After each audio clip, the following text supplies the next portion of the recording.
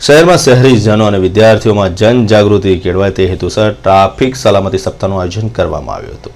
Traffic सलामती सप्ताहના अंतर्गत वडोदरा शहर में विविध कार्यक्रमों पण आयोजन કરવામાં આવ્યું હતું। आज आ ट्राफिक सलामती सप्ताहનું समापन सयाजीबाग खाते आवेला एमपी थिएटर खाते કરવામાં આવ્યું હતું। मोटी संख्या में विद्यार्थियों शहरीजनों आ कार्यक्रम उपस्थित रह्या हता અને પોલીસના उच्च अधिकारी उपस्थित रहीने बधानो उत्साह बेवडायो હતો। उल्लेखनीय है कि family and community science faculty विद्यार्थियों द्वारा कोलावेरी डी नामनु ट्राफिक ने लगतुं गीत तैयार करवामां આવ્યું હતું, जेने प्रचंड चाहना मेळवी हती।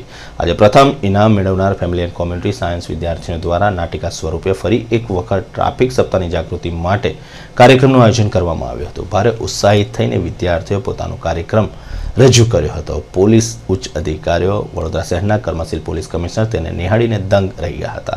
आ विद्यार्थिनीओए आज वाहवा मेळवी हती અને प्रथम इनाम पण आ विद्यार्थीओना फाळे गयुं હતું।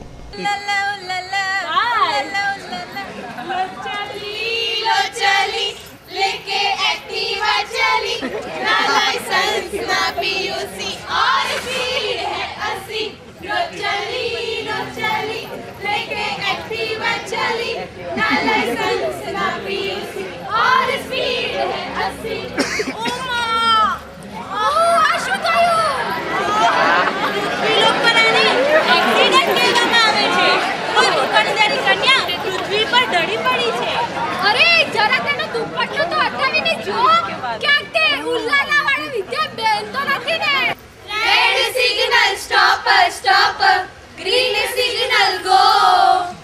Always drive on left side. Horn volume slow. We promise that we will follow traffic rules. We promise that we will follow traffic rules. Pep pep pep pep pep pep pep pep pep pep pep pep pep pep pep pep pep pep Pass the license. हाथ में music, sir में helmet. और उसका main जो था वो कोलावेरी गाने पे उन्होंने पूरा थीम बना के सेफ्टी रूल्स के बारे में लोगों को अवेयरनेस क्रिएट की, जिनमें उनको फर्स्ट प्राइज़ मिला है। और आज वो प्राइज़ डिस्ट्रीब्यूशन सेरेमनी में हम आए थे और जहां हमें शील्ड और सर्टिफिकेट दिया गया। और कमिश्नर सर ने कहा कि ये जो भी आपने स्ट्रीट प्ले बनाया है इसको हम चाहते हैं कि मास लेवल पे उसकी पब्लिसिटी हो और बाहर स्टेट्स में भी हम इसको जाके दिखाएं। शहर में शुरू थયેલ ट्राफिक सप्ताहનું सर सयाजी बागना ओपन थिएटर खाते समापन थयुं हतुं। आ प्रसंगे शहर पोलीस कमिश्नर सहित ट्राफिक विभागना उच्च अधिकारीओ उपस्थित रह्या हता। शहेरनी विविध स्कूलना बाळकोए ट्राफिक नियमन अंगेना विविध कार्यक्रमो रजू कर्या हता। ट्राफिक सप्ताह दरमियान विविध बाळकोए ट्राफिक अवेरनेसना आपेला कार्यक्रम अंतर्गत विद्यार्थीओने प्रोत्साहित करवामां આવ્યા હતા। फेमिली एंड कम्युनिटी सायन्सनी विद्यार्थीओने नाटिका रूपे रजू करेल ट्राफिकना संदेशाने लोकोए વધાવ્યો હતો અને તેને પ્રચંડ પ્રતિસાદ મળ્યો હતો। આજે પ્રથમ ઇનામ તેમને આપવામાં આવ્યો હતો। શું કહે છે ફેમિલી એન્ડ કોમ્યુનિટી સાયન્સની વિદ્યાર્થીઓ આ સંદર્ભે સાંભળે તેમને જરા। हम यहाँ पर स्ट्रीट प्ले के बारे में रोड सेफ्टी विषय के सबको अवेयरनेस करने के लिए आए थे। सब लोग को ये पता चला कि रोड सेफ्टी क्यों फॉलो करना चाहिए, ट्रैफिक रूल्स क्यों फॉलो करना चाहिए, इसके बारे में हम लोग सबको अवेयरनेस करने के लिए आते हैं। क्योंकि आजकल यंगस्टर्स बहुत फास्ट में गाड़ी चलाते हैं, अच्छी तरह से रोड सेफ्टी फॉलो नहीं करते। इसीलिए हम यही चाहते हैं कि सबको ये मैसेज पहुँचे कि रोड सेफ्टी सब लोग अच्छी तरह से फॉलो करें, जिससे उनके लिए सलामती रहे।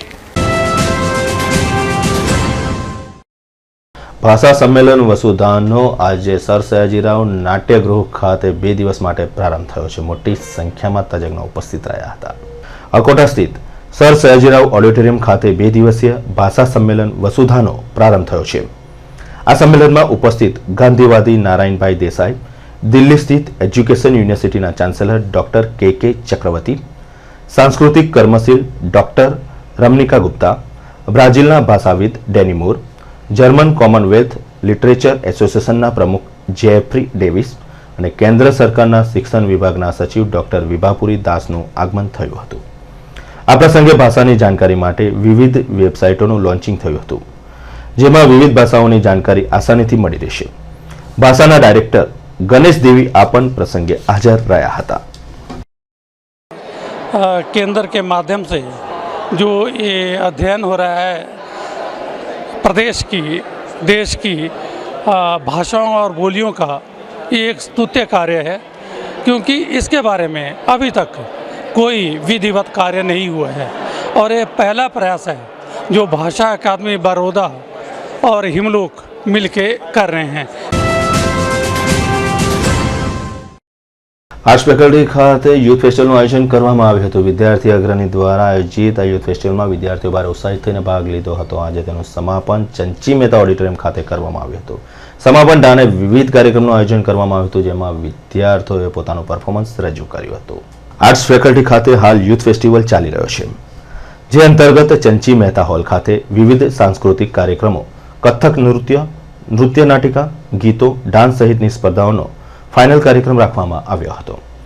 કાર્યક્રમની શરૂઆતમાં 600ની મર્યાદાવાળા હોલમાં વિદ્યાર્થીઓની સંખ્યા વધી જતા ચંચી મહેતા હોલના સંચાલક અને વિદ્યાર્થી નેતાઓ વચ્ચે ચકમક ઝરી હતી. તેમ છતાં અન્ય વિદ્યાર્થી આગેવાનોએ મધ્યસ્થી કરતા મામલો થાળે પડ્યો હતો અને કાર્યક્રમ આગળ ધપાવ્યો હતો. જોઈએ કાર્યક્રમની એક ઝલકને.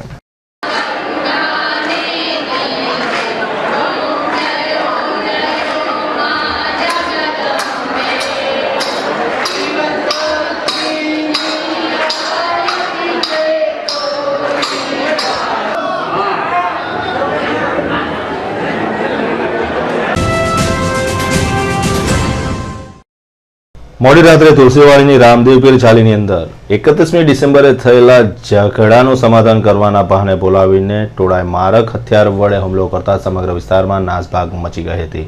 નજીવો પથ્થરમારો થવા પામ્યો હતો. પોલીસ દાદાની એન્ટ્રી થતા મામલો થાળે પડ્યો હતો.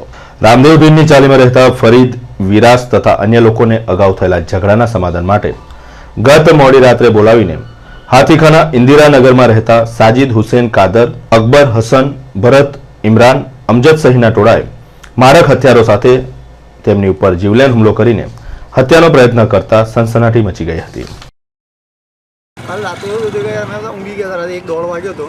તો છોકરાઓ મેચ રમીને આવ્યા, કંઈ 4 રસ્તા પર એમને પહેલાં કંઈ 30% જેવો મગજમારી થઈ, બોલાબોલી થયો છે.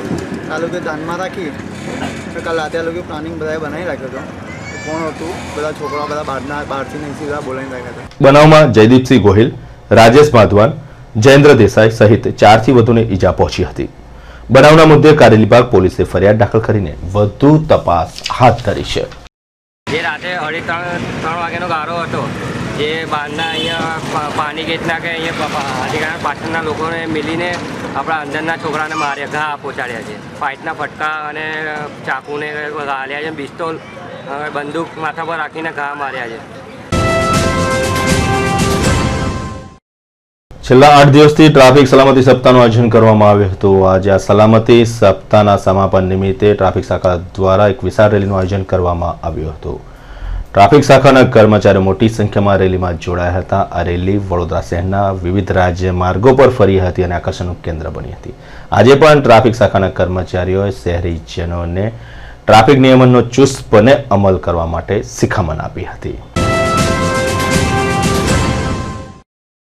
વડોદરા શહેરના તરસાલી વિસ્તારના લક્ષ્મીપુરમ સોસાયટીમાં રહેતા રામચંદ્ર પાટીલ આજે વહેલી સવારે દૂધ લેવા પોતાના ઘરેથી નીકળ્યા હતા.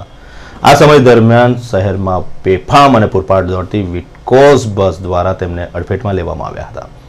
રામચંદ્ર પાટીલને ટક્કર વાગતા તેમને ગંભીર ઇજાઓ પહોંચી હતી અને સારવાર અર્થે 74 વર્ષે રામચંદ્ર પાટીલને સયાજી હોસ્પિટલ ખાતે ખસેડવામાં આવ્યા હતા.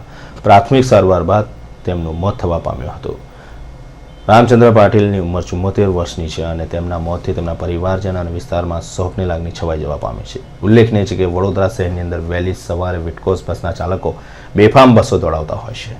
પૂરપાટ દોડતી આવી યમદૂત બનીને બસો લોકોનો જીવ લેતી હોય છે. આવો જ બનાવ આજે તરસાલી વિસ્તારમાં ફરી એક વખત બનવા પામતા લોકોમાં ભારે રોષ જોવા મળ્યો હતો.